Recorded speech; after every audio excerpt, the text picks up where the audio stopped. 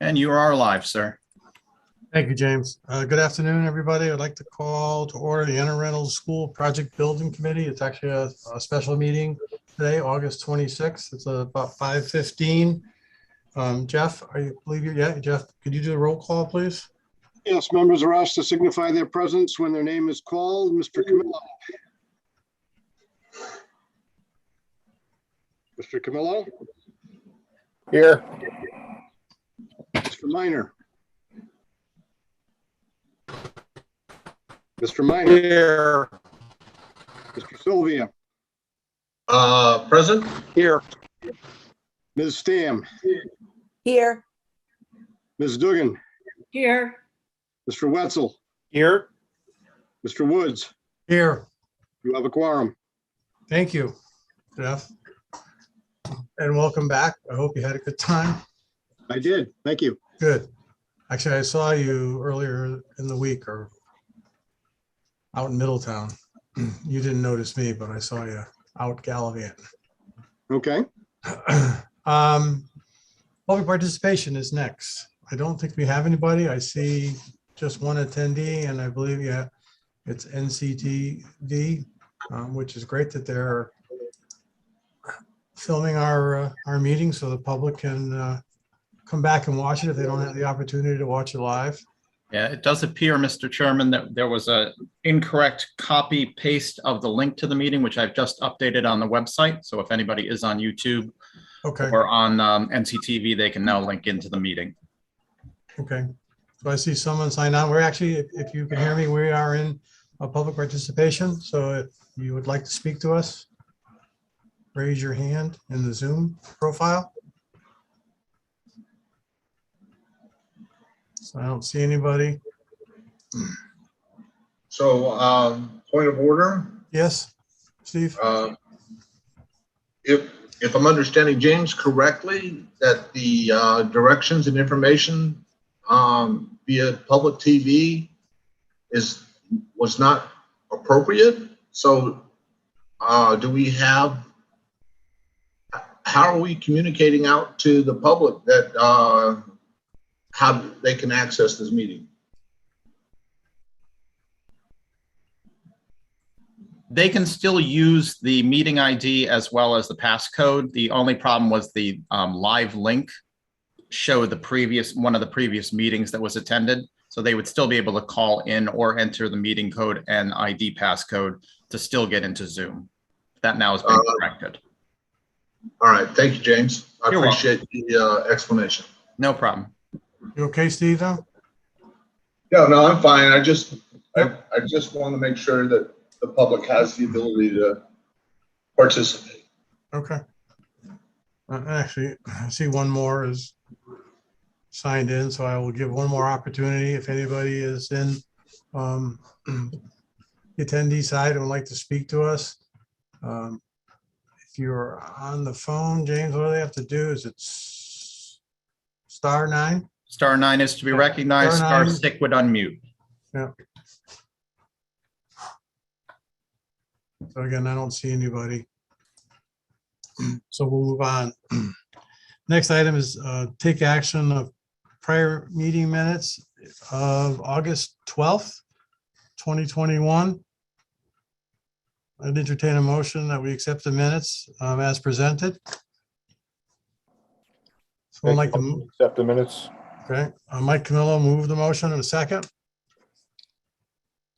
Second. Seconded by Jeremy. Any discussion? Hearing none, all those in favor signify by saying aye. Aye. Aye. Anyone opposed? Motion passes unanimously. Okay. Our next item is 5, architects update. I believe Jennifer from Sure. Castle Booze and Paul are with us. Yes, good evening. Good afternoon. We know that there's the estimate to be discussed later on, will probably take up much of the meeting. So we just have a couple of items. One is I wanted to update and get direction for the classroom VRF system that we were proposing. A couple meetings back, we provided information on the mechanical unit that we were looking to install in the classrooms that we thought would help with phasing, logistics, provide heating and cooling to the classrooms, and it's generally an independent unit in each room. We had some questions that were asked, one by a committee member that asked about adding viral protection, air protection to help with air quality in the unit. And I wanted to report back that we found out that the manufacturer can incorporate an ionizer into each unit, which would neutralize harmful pathogens, pollutants, and odors. So that could be done, and the cost is $600 per unit. So that's possible. We had, Excellent. Thank you. We also had, we had reached out to Greenwich Public Schools, which you may already know about as well, to see if we could find some information from them about, they had, I believe, 9 units installed. They haven't been able to give us a lot of time, offering their time and information so much. We have only learned that they don't appear to have any problems with them, ongoing maintenance issues, which is good news, but they really have not been able to provide us with much information. They are busy with getting school up and running, and haven't been able to connect us with the proper people. Pardon me, if I may, did you Yeah. say Vernon Public Schools? I'm sorry, it was Greenwich Public Schools. Greenwich, okay, sorry. I work in Vernon, that's why. Thank you. Oh, okay, no problem. Also reached out to Madison area Memorial High School. They're in Madison, Maine. They have 25 of these units installed in 2012. Greenwich was actually an installation in 2016. But Madison, they've had them even longer. In 2012, they were involved in a case study in which they cooperated with the manufacturer that we were working with. And the case study really talks to how good of a system it's been for them, the benefits that they've received from that, the low noise they've commented on. I have been playing phone tag with people up there in Madison. So I don't have, besides the case study, I don't have direct commentary from them, just the case study. But indications were from that it was a good system for them. Somebody else had asked us over the course of the past few weeks about controls. The controls can be wired into the BMS, we learned. Our acoustical consultant has chimed in on the noise, and it will meet the noise requirements for our state schools. There's certain acoustical performance requirements that we need to meet, and that's been looked at. It meets that. We're really looking for direction at this point for us to maintain the schedule and keep proceeding forward. We've been moving along generally with this unit and trying to incorporate, the various, mechanical aspects, the plumbing involved with that, getting water to the unit, where it would sit in the room, all of that kind of thing. And we'd like direction, but we do know that there was a little hesitation. I heard recently, Dr. Brummett had some reservations about long-term noise. We had no data to say that there were any long-term noise issues, but she wanted to be assured that there wasn't going to be a problem. And that's where I really was hoping that Greenwich and Madison area school could chime in and help alleviate any concerns. But in order to meet our schedule, we do really want to move on with this system, or knowing which direction. We really need direction. And Newfield also, during their estimate presentation, I know that they looked at alternative systems and costs. So this was the lesser of the systems that were looked at and estimated. So that's something else that they could speak to perhaps later. I think we also have our mechanical engineer on the call. So if there are questions specific to the system, Rob Ricard from RZ Design Associates could help by answering those questions. Thanks, Jennifer. Does anybody have any questions for KBA, Jennifer or Paul? Again, Maureen, you're on the call. Have you made up your mind if these are okay? I mean, it is obviously it is a perfect tool to help us through this renovation project. So I guess I'm strongly recommending that you accept them, but Yeah, Steve, thanks for asking. I did speak with Jennifer the other day, and one of the other concerns I had is cost. And it looks like this is within our budget. And it sounds like she got some additional information from Madison today.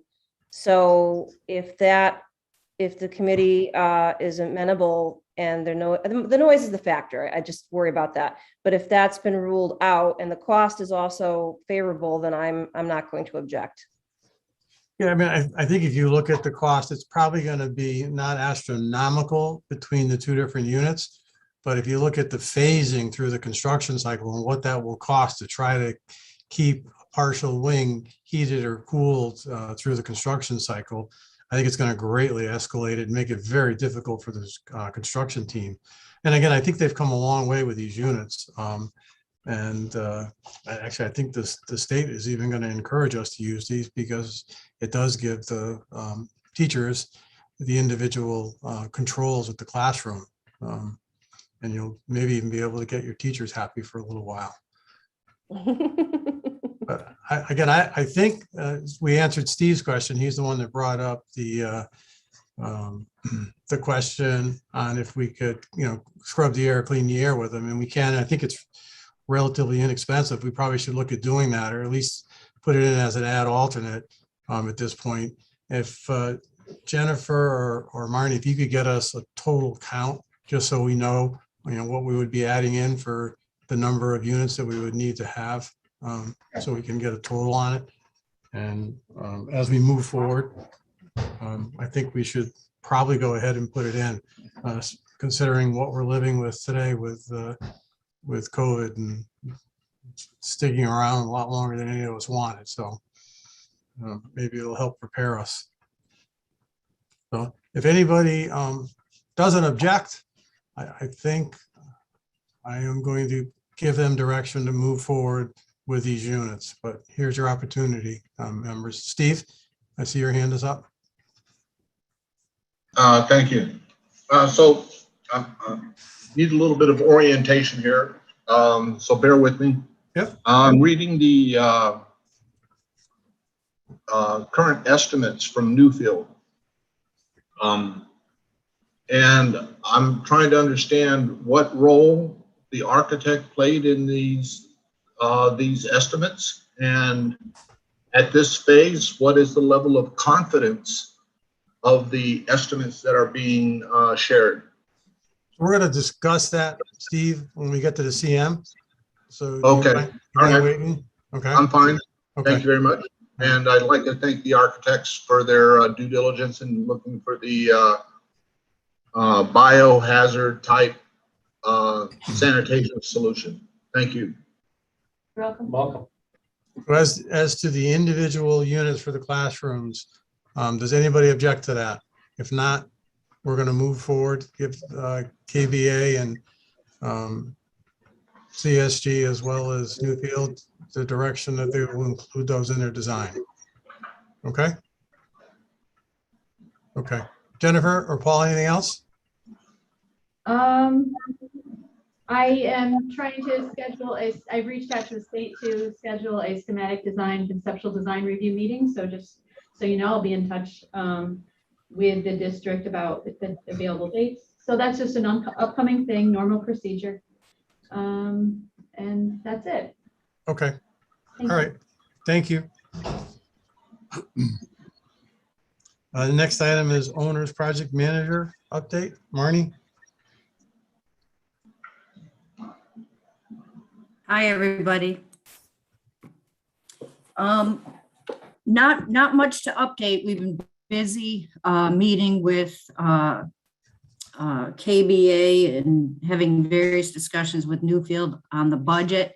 So just so that the building committee is aware, Castle Booth also had an independent estimator perform an estimate. And the group of us got together, I think it's about 2 weeks ago at KBA's office to have Newfield's estimator and KBA's estimator reconcile each different line item in order to come to a consensus. So it was encouraging to me that the estimates were fairly similar, very similar, in fact. And at the beginning, KBA's estimate was a little higher, but the estimators, talked through the variations. And since that time, Newfield has updated and honed that estimate. I think they're on the 7th revision. So they've spent a lot of time,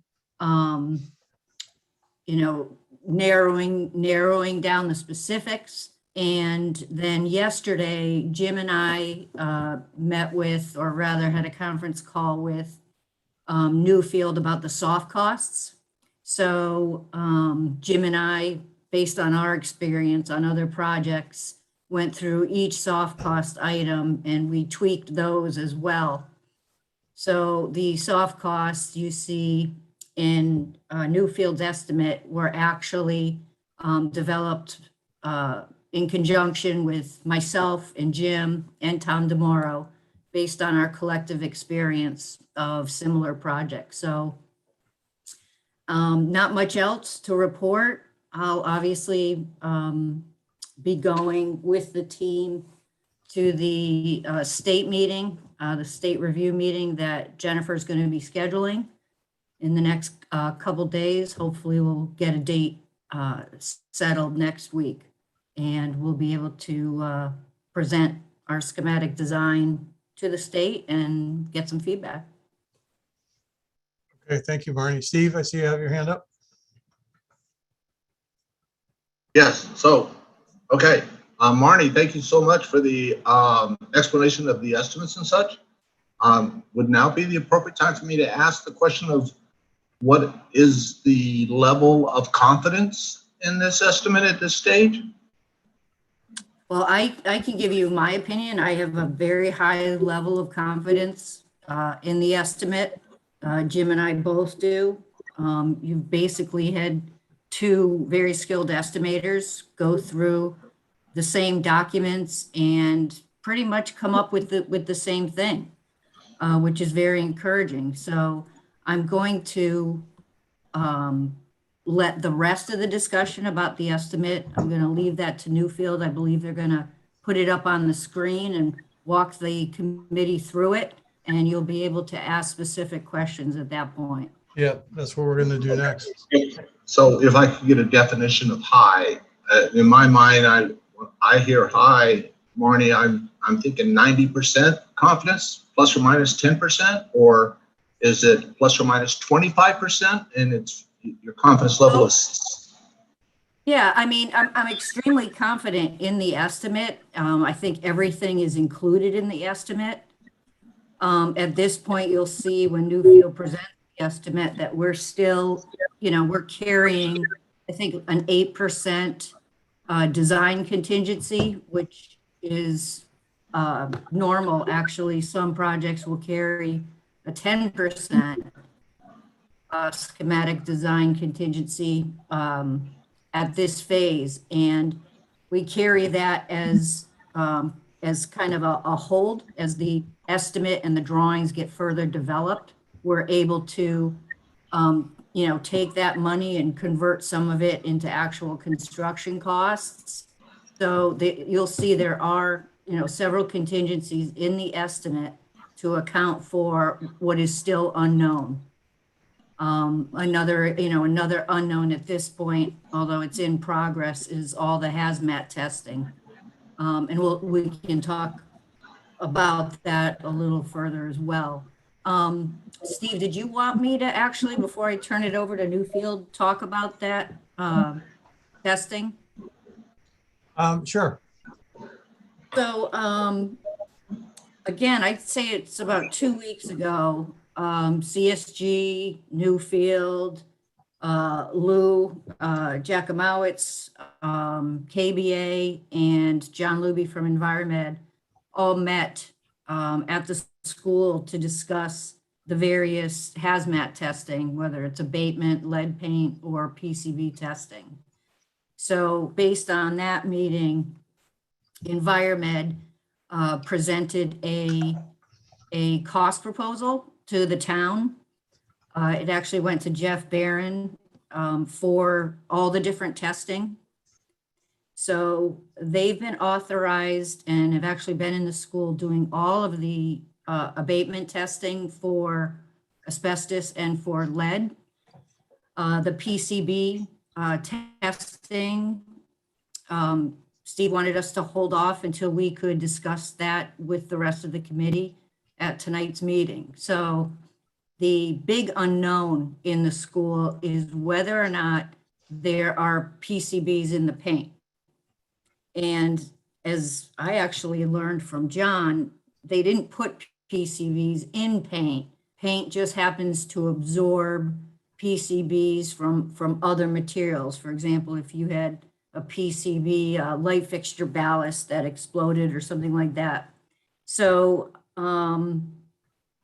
testing the paint for PCBs and a couple other materials on the exterior wall system is going to be necessary for us to be able to figure out how to dispose of the debris.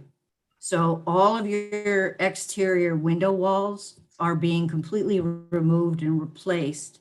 And all of your interior classroom dividing walls, not the corridor wall, but the wall that divides each classroom from the next, are all being completely demolished and replaced with new walls that have the required sound insulation and electrical data for all the display boards and that kind of thing. So if we don't test for PCBs, we're required to assume, based on the age of the school, that the paint on those walls has PCBs. And we're required to dispose of it in a PCB-approved landfill facility. And right now, our estimate is carrying about a $900,000 premium to be able to do that. So if we test the walls for PCB paint and it's negative, or in some locations it's negative, we're going to be able to reduce that cost in the estimate because the waste will be able to go to a regular landfill. So we did learn through our meeting that at one time, a lot of the walls in the school, when the school was originally built, were unpainted. There was a marble kind of like surface to the CMU block, and it was left unpainted in a lot of locations. And John Luby with Environment thought that that was promising, in that the walls may have been painted after PCBs stopped being an issue in the schools. So I also talked, and Lou or Maureen, please chime in if I misstate anything or if you have any additional information. I had a conversation with them today as well, and they made a decision to go forward with PCB air testing in the school. You know, especially based on, I think a concern was raised by someone from the public last week. So Lou informed me that Environment is actually in the school now, testing the air for PCBs. And will be able to provide us a little more feedback, and maybe even as soon as tomorrow or 1 to 2 days on what levels, concentration levels are in the school. Actually, Marnie, we have John Luby is on the call, and Oh, excellent. they do have the test results in, so we can turn it over to him as soon as you're done, and he can kind of walk us through and give us a kind of a rough estimate of Excellent. what he's found, what hopefully he Let's didn't do- find. Yeah, let's do that now. So Okay. John, if you could weigh in on what you've been in there doing, that would be appreciated. And John Luby, for any of those that are watching at home, is with Enviromed, and he is with the firm that is doing all the testing for the town for this project. Go ahead, John. Okay, so last Thursday and Friday, we ran PCB and air tests in 24 of the classrooms in Anna Reynolds School. We selected all 24 are within the 1950s vintage classrooms, because that's where we suspect we may have PCBs present. We got the results back this afternoon. The levels of PCBs were found in the air in 9 of the 24 classrooms. The levels were between between 33 nanograms per cubic meter and 84 nanograms per cubic meter. That doesn't mean much to you, but the EPA guidance levels for PCBs in air for children under 6 is under 100 nanograms per cubic meter. And for children between the ages 6 and 12, it's under 300 nanograms per cubic meter. So that means we're within the EPA's indoor air quality guidance for PCBs in air in the school. So we don't have a health concern in Anna Reynolds School for PCBs. However, the testing indicates that somewhere in the school there is a source of PCBs that is outgassing into the school. So there's one or more materials in the building that's in play for PCBs during construction. As a result of the testing, the air testing would be a good early indicator that says, okay, there are PCBs, there's not a lot of PCBs because the levels are not high. So it would probably be the good educated way to go is to test the painted surfaces and caulks inside the building to ascertain where exactly the PCBs are, so we can narrow the focus of where we have to address removal of the PCBs on the walls or caulking or windows or doors. Well, where are they exactly in the school? It doesn't look like it's a widespread phenomenon and lots of materials in the school, but it looks like it, they're definitely there.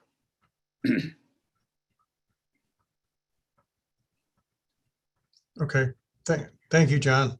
Yep. Any questions? Dr. Brummett, I see your hands up. Yeah, I just want to make sure, and I'm going to ask John to repeat, because there's been some tremendous amounts of misinformation online. To recap, you indicated that while there is some in the air, it is below the standard for any type of concern or acceptable levels by the folks that regulate air quality. Is that the case? Yes. Okay. For children under 6, the guideline is less than 100 nanograms per cubic meter, and our highest reading was 84. For children under age 12 and over age 6, the highest reading, the recommended level is less than 300 nanograms per cubic meter. And again, our highest reading was 84. So we're well within the EPA guidelines for PCB exposure for the 2 age groups that we have within Anna Reynolds School. And my other question, John, thank you for clarifying, is it surprising that there is indicators that PCBs do exist, given the age of the bulk of this building? In 1950s construction, it would be surprising if you did not find PCBs in the school of that age. Great. So basically, this isn't unexpected and has been planned for, and now we can talk about next steps. But I just want, if there's public watching, I want them to know that it's in no way harmful to the children of Anna Reynolds, and that's something I wanted to be clear about. I didn't believe it was, but given all the misinformation online, I wanted to be clear that we tested with an appropriate air quality for children within our schools. But now we have to deal with it within the scope of the project. So thank you. Thank you, Maureen. Yeah, and again, great news that we are within the limits. And again, I think as we move this project forward, we're going to get rid of, if not 100%, as close to that as we can. So we'll have very clean readings when we're done. If nobody has any questions for John, I'm going to move on to Tom DeMoro from Newfield so he can give us the cost estimate and see where we are. You got Jeremy. Oh, see, I don't even see Jeremy on my screen. All right, Jeremy. I'm Oh, here. okay, go ahead, Jeremy. First of all, yeah, that is good news. Happy to hear that, actually, that it's not in the air. What I'd be interested to know, though, is where was the 84, the high mark? Where in the school physically was that testing performed? What area of the school did that come up? The highest level found was in classroom 17, which had the 84 nanograms per cubic meter. And can we ascertain as to what might be different about that classroom that would cause the reading to be much higher? I think a 33 to 84 range, while not alarming, is still quite a range. So that would be my question as to why maybe that classroom has a higher exposure to these PCBs. Just for my own knowledge. PCB levels in a classroom are going to directly correlate with the level of ventilation in the room. So it's likely that classroom 17 has lower ventilation or was not being used as heavily as the other rooms during the testing period. Okay, thank you. Okay, and anyone else? Maureen, I see you still have your hand up, or is it just left up from last time? That's a dangling hand, which I will turn Okay. back down. All right, so now I see no more hands. Tom, I'm going to turn it over to you. Walk us through our first budget review. Okay, thank you, Steve. Can everybody see that? Yep, that was you scaling the mountain?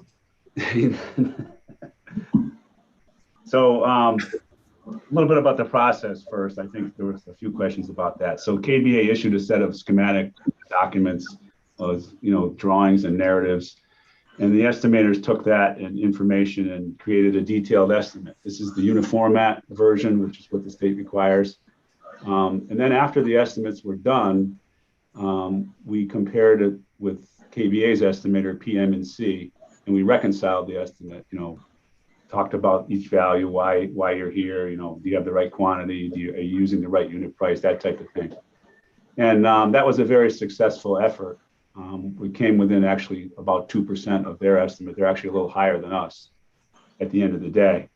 So it was a comprehensive process. We went back and forth a lot with KBA during the estimating period. And after the first estimate was published, you can see we're on revision 7.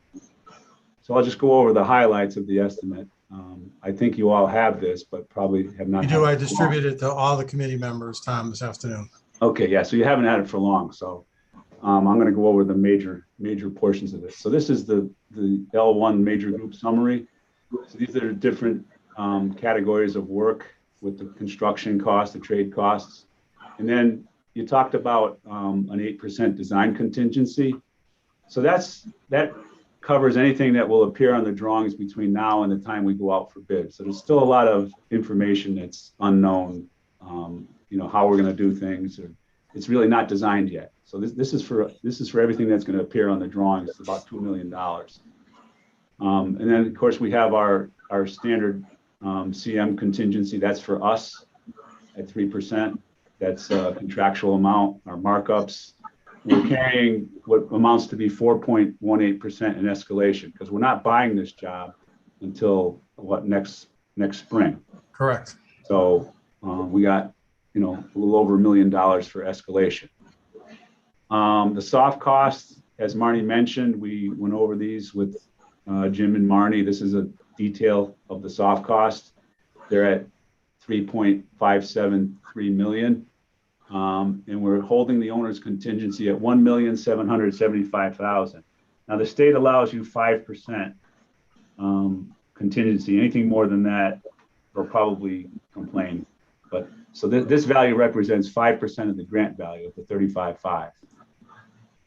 So we add those numbers together and compare it to the grant value. We're actually about $64,000 below the grant value. So we can say that right now we're in budget. Excuse me, Tom, could you make that a little larger I can, yes. so it's a little easier to see each item? Thank you. That's great. Tom, do you want to take questions as we move along? As I see Steve Sylvia has his hand up, or do you want to run through it? I wasn't going to really go through the 22 pages. I was going to go highlight the reconciliation, and then I have those values for the. I don't know if we're still talking about HVAC systems. Okay. Steve, do you want to add in something quick, or do you want to wait till he gets through his? Are you asking me, Stephen? Yes, your hand is I up. have a question. Yes, do you have a question? All right, Tom. You've been engaged with the parties and the estimators and all that. So the same question I posed to our owner, project manager, what's your level of confidence in this particular estimate at this phase of the schematics? I have a very high level of confidence. Okay, so now I come back. I'm trying to define what high level is. Is that 90? Is that 99%? Is that 75%? I mean, I'm trying to understand what high means. Well, at this stage, it's 100%. But of course, the design is not 100% complete. So there's going to be things that come up, and there's going to be some back and forth through the entire process. That's normal. But right now, I mean, with time, the amount of time the estimators spent and the back and forth with the design team, I have 100% confidence that we've got the right number on this job right now. All right, I appreciate that.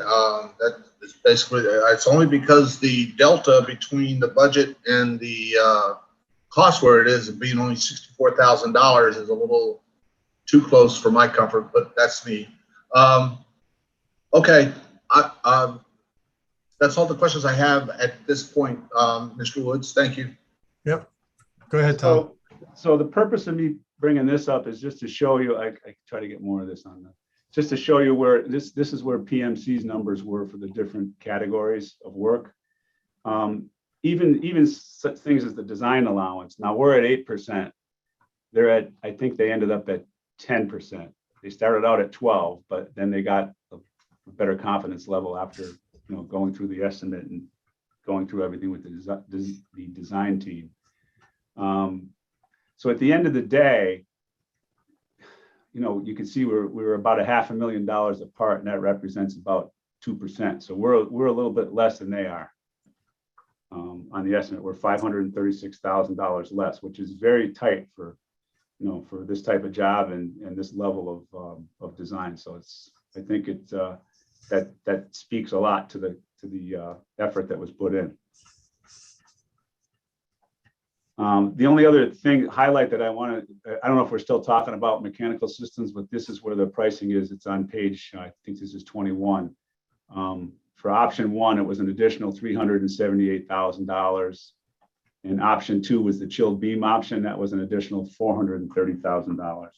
But it sounds like you've made up your mind with option 3, which is. Yeah, I mean, I think the only way we would move off that now, if somebody that has it, whether it's that school in Maine or Greenwich comes back and says that it's a disaster and they're not working out, but it doesn't look that way. So I believe we'll be going with those individual units, excuse me, per classroom. Okay.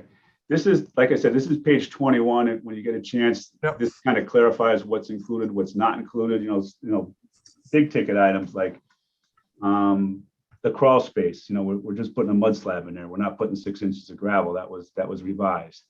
We got the pull test back from the roof deck. That does not have to be replaced, the gypsum deck. So we have, I think, 30 openings at the wherever we're replacing a roof drain. This list here kind of spells out what's not included and then what is included. So if you get a chance, you can go through it and ask questions. Okay. I wasn't going to go through it. The pages in between are all the details of every category that's shown on the summary. Yeah, again, I think we need to digest it. There's a lot. We've only had it for a couple of hours. So we can go through it. I'm sure we'll have some questions for you, and it's going to change too by the next time we probably come together. It's a very fluid document at this point. It will constantly change as we move through our design development stage. But good news is that we are under budget. And I think even the better news is that the two of you were only less than 2%, 1.8% apart in your costs. So that gives to me a pretty high confidence that both of you are looking at the same thing, same materials, and the costs are obviously showing that. So I think it's a good start.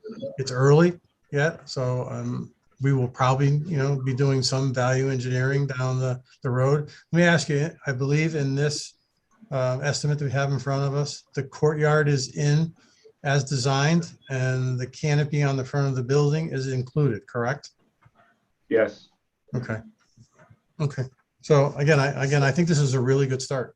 I'll open it up again to the committee. Cindy, I'll let you go first, and then Steve has his hand up next. Hi, my question is, first of all, I'm really pleased with the estimate, and I think we're good to go. It's really looking great. I'm going to go back to the PCBs. We didn't address the adults, how it affects the adults. So those numbers, we talked about the age of the kids. Can we go back to that for a little bit? Can we? You want to know what the limits are for adults, Cindy? Is that the Yes. question? Yeah. Yes. John, John, you still on the call? Yeah, he is. John, you want to unmute and see if you can answer that? Thanks. Yes, adults are at 450 nanograms per cubic meter. Okay, Cindy? Sorry. Thank you. Yeah, I couldn't unmute. Thanks for that. Okay. Thank you. That's it? And that's safe. We're good. Thank you. Yep. Steve? Thank you, Steve. So in the assumptions and qualifications that you had, you made a comment that the specific roof structure reinforcing identified by KBA on the schematic drawings, you did not include the $52,000 lump sum that I saw on the line item for the potential of more structural reinforcing. That's sort of like a confidence thing to me, is that if KBA says, hey, you've included 13 locations, but you had a lump sum for $52,000 in case there was more. So are you basically, did the team basically move that money into the contingencies, that if there are more locations, we start pulling it from contingency? Yes, if there's more than what he carried in the estimate, that would have to come out of the contingency. All right, so then the same thing for the cost for kitchen equipment, additional kitchen equipment for code and accessibility upgrades, $157,000. If that's required, that would also come out of contingency? Yes, what we have for the kitchen equipment is what the document called for. I think it was just replacement of the hood. Okay, so therein lies the question. Do we have any equipment that's salvageable that can be repurposed and utilized? Or are we just walking in all brand new? Steve, it would need to meet, whatever the requirements are of a brand new piece. So I suppose if we had a refrigerator that was a year or two old, the answer is probably yes. If we have a refrigerator that's 10 or 12 years old, the answer is probably no. Okay, I appreciate the qualifier. I'm not aware of the conditions that were guiding the team. If it's 1 or 2 years of age, I mean, I'm having the same question with projectors that are, there's 26 projectors here that are in the technology line item. And so I know that they were probably installed around 2014 under Dr. Collins. And is it the intention to replace all 26 of the existing projectors because they're 7 years old? I don't have the answer to that, Steve. I don't know if maybe Jennifer or Paul or Marnie can speak to that. Our assumption is we asked the estimators to do all new projectors for the classrooms. We do find that technology changes, so quickly and everything. And rather than salvage that equipment, we were proposing new. It is something we could revisit if that's if there's cost savings and we're told to reutilize. Certainly we will, and that will help bring the cost down. Additionally, just to add to Jennifer's comment, so right now, as she said, we're carrying them. We made an effort to mirror the estimate as close to the ed spec as possible. So Newfield carried monies for all of the technology equipment that is in the ed spec. I would agree. I know I read the ed specs and approved those.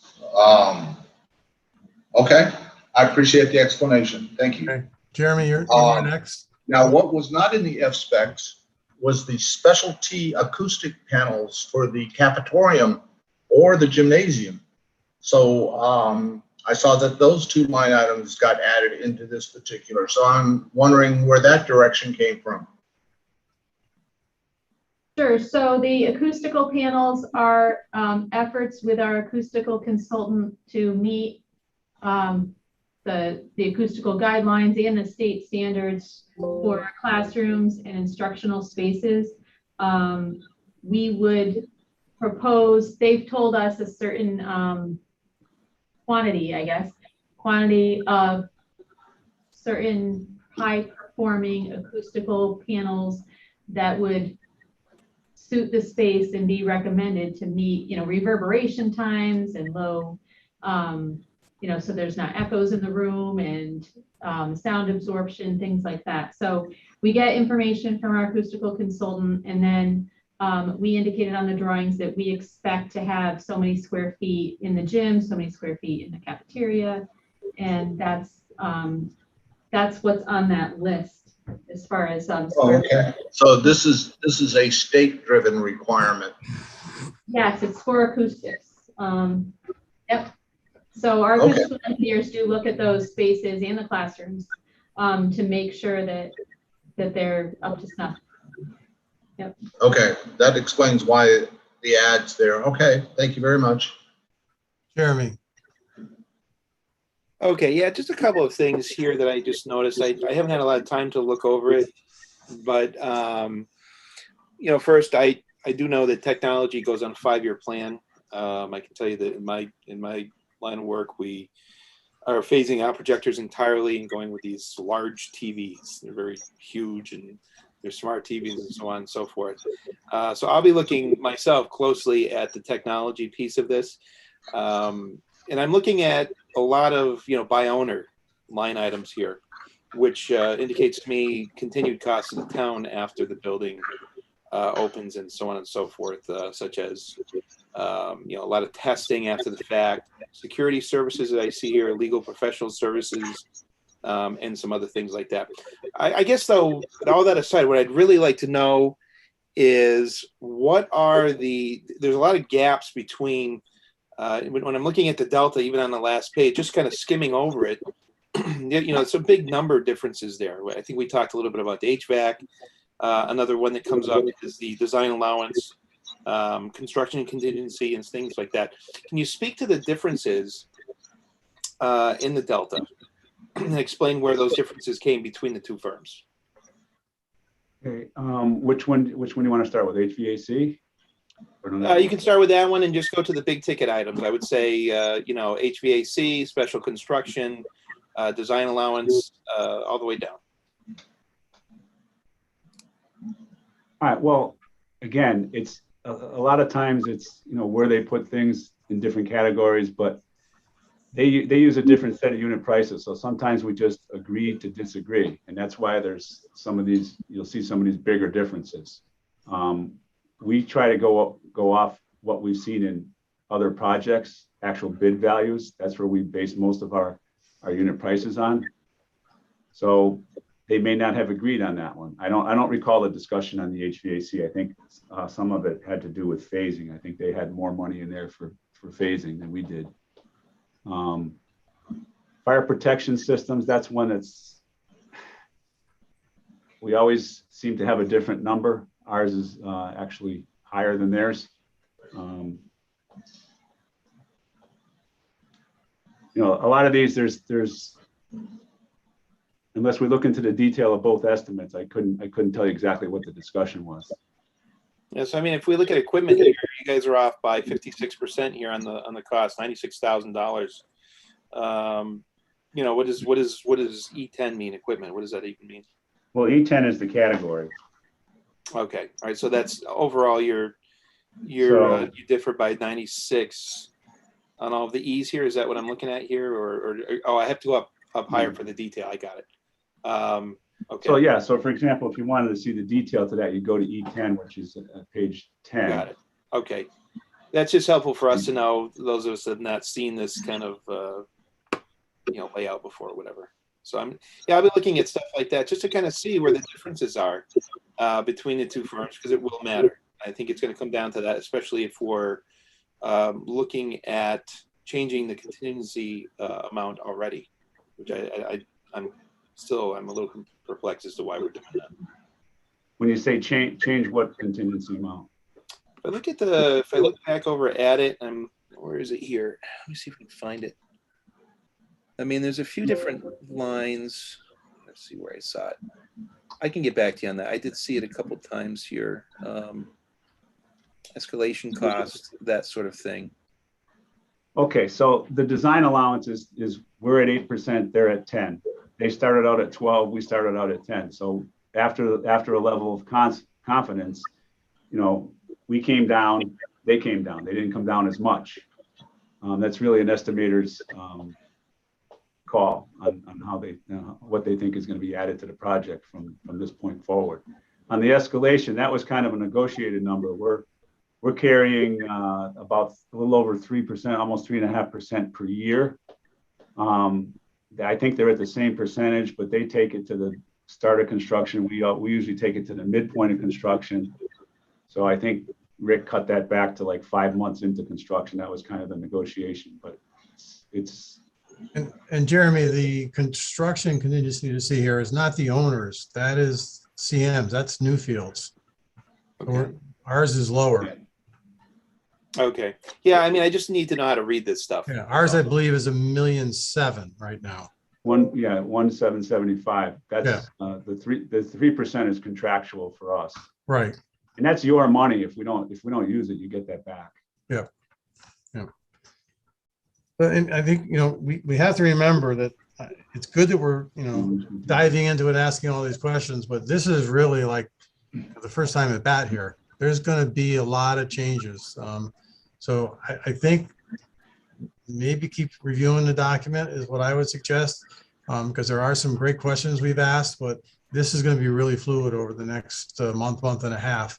And at the next design development stage, that's when, we really will see if we can stay where we are and make sure that we are continue to be on budget or just under budget.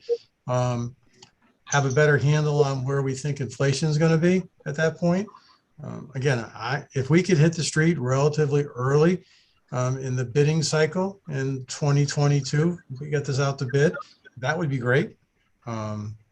Usually the first one to hit the street gets the best prices. But we've got a lot of work to do, and we meaning the design team, before we're ready to really, I think, pick this apart. So Steve, it might be helpful if the committee members knew. So the schematic design drawings that the estimate is based on is a 43 pages of drawings. So at the end of the day, we're going to have possibly 200 drawings. So that design allowance covers things like a detail about how the wall is constructed. There are so many details that just aren't developed right now. That's why you carry a design allowance. So as we head further into the project and the drawings get more and more developed and the details of each component gets on the sheet, Newfield can fine tune their numbers so that design allowance at the end of the day reduces to nothing by the time we're ready to go out to bid. So is it fair to say these are 30, 35, 40% drawings, right? That's about where they're at? I'll let Jennifer and Paul answer that. Probably like a 30%. And that's typical, right? It is. Yeah. Yeah. So. And in the next 5 weeks, that's when our design development submission is due, and we're going to be going through this all again. Will be, quite a lot higher in the level. And those are going to get us to like 70 to 80%, correct? Probably like I don't know, 60. Yeah, 60, 65, I'd say, and then Okay. for CDs to round it up. Okay. Jeremy, anything else? You all set? Good, thank you. Chris Minor.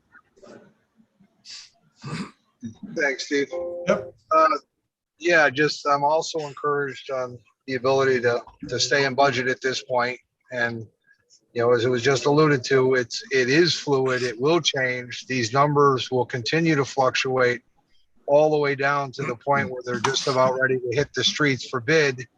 And even beyond that, you may see numbers changing around afterwards as a result of requests for information or, when you have addendum changes that are required. So it's fluid all the way through, and it's tough to get stuck on any one line or number. The one question I had for either the design team or for Dr. Brummett would be to see if we could possibly reach out to Madison directly as the end user versus looking at a study, just to vet that out. I think the system as it's proposed would be advantageous, but I just would like to have some life history from them, having them for a few years on how they've done. So that's all I've got for now. Thanks, Steve. Okay, thank you, Chris. Any other questions for Tom? Tom, thank you. A lot of hard work. We appreciate it. It's nice to see that we are under the number that we need to be. And again, I think as we move forward, we will continue to give you whatever help you need from us as often as we should. If you think, and this goes actually to the design teams, all three of you, if you need us to start meeting weekly to get you decisions quicker, let us know and we can do that. Otherwise, we'll keep our bi-weekly meetings the first and third Thursday of the month. But again, just give us a little bit of notice, and if need be, if you need a special meeting, we'll call a special meeting to make sure that we can keep you on track. And anything that we can do to help. Okay, thank you. Yep, and I'm going to move on then to any other business pertinent to the committee. Jeff, do you have anything for us? No, I do not. Okay, Dr. Brumman, you have your hand up? Yeah, I just wanted to make two comments. One is I did reach out to Mr. Smith during this meeting, and room 17 is a room used largely by adults in the school. That's the room that had that little higher measurement, and rarely by kids. It's a resource room because we do mostly push-in services, and it's a room that wasn't getting a lot of foot traffic in the summer, so that could explain some of that elevated rating. But actually, on a more exciting note, I received a call today from Representative Gary Turco, and he announced that Governor Lamont would like to visit Anna Reynolds on Tuesday of next week to have a tour of the school, and I believe to show his support for the project. Gary Turco made all the arrangements, but we are getting some more details, but I think that'll be a nice PR opportunity for the school, and we're kind of excited about it. Just found out about it a little bit ago. Yeah, that's interesting news. I guess he wants to see how his money's being spent, huh? Probably. Okay, public participation. We have some members of the public, I know that. Let's see if I can get my screen up. If you would like to speak to us, raise your hand on the Zoom, or if you're on a call, *9 will raise your hand and I will recognize you, or James will recognize you to speak. Anybody listening would like to speak.